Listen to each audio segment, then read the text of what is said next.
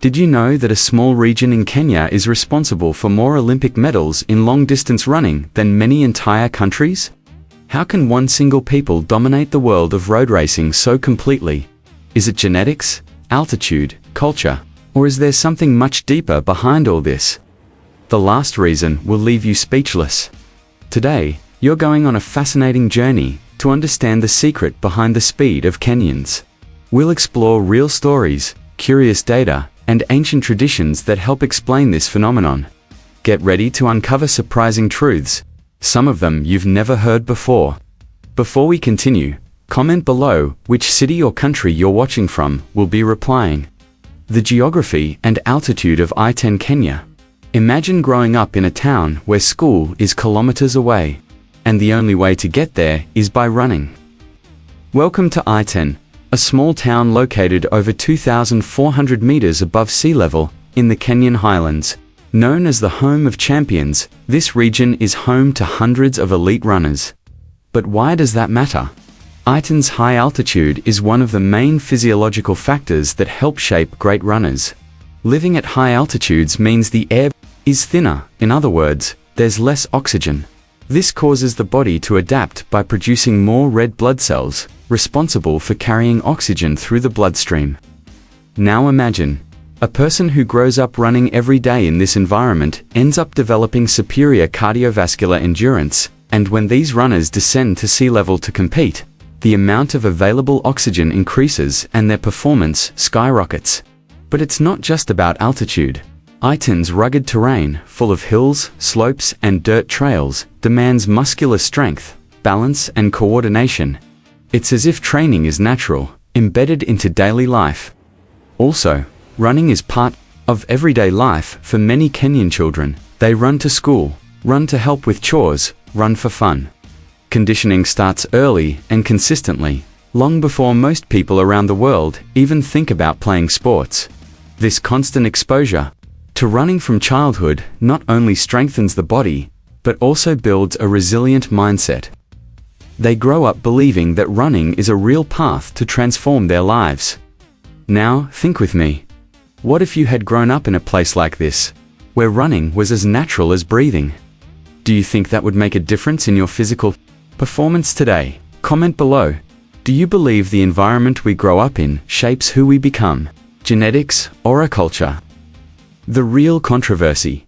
For years, many experts pointed to genetics as the secret behind Kenyans' dominance in long-distance running. But is it really just that? Scientific studies have already investigated the genetic profile of Kenyan runners, especially those from the Kenyan ethnic group, who make up the majority of the country's elite athletes. These studies showed they have advantageous physical traits: thin calves, long legs, light body structure. These features reduce energy expenditure during running, which helps in endurance races. But here's a curious fact. There is no proven runner's gene.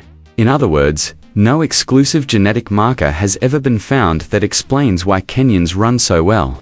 And more, there are other peoples in the world with similar body structures who don't perform at the same level. So, aren't we perhaps ignoring a factor more powerful than genetics? The answer might lie in culture. In Kenyan society, especially in Kenyan communities, running isn't just a sport, it's status, it's opportunity, it's a path to a better life. For many young people in rural Kenya, running is a real chance to escape poverty, earn respect, support their families. The mindset is clear. If I dedicate myself, I can be the next champion. And that creates an internal competitive environment where thousands of young people train every day with the same goal. Did you know that many runners live together in training camps, waking up before sunrise to run over 20 kilometers before breakfast? This culture of collective effort, of almost military discipline, creates a mass effect. One motivates another, one pushes the other, and everyone evolves together. So, although genetics may offer a foundation, it is culture that lights the fire. Because talent without training doesn't go far.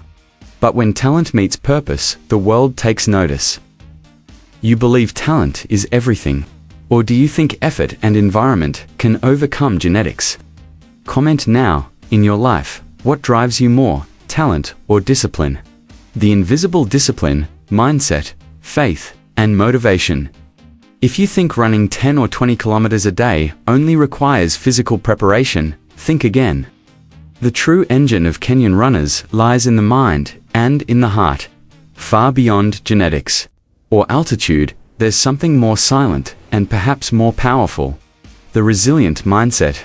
Most of the Kenyans who stand out in running come from humble regions where every step has a purpose.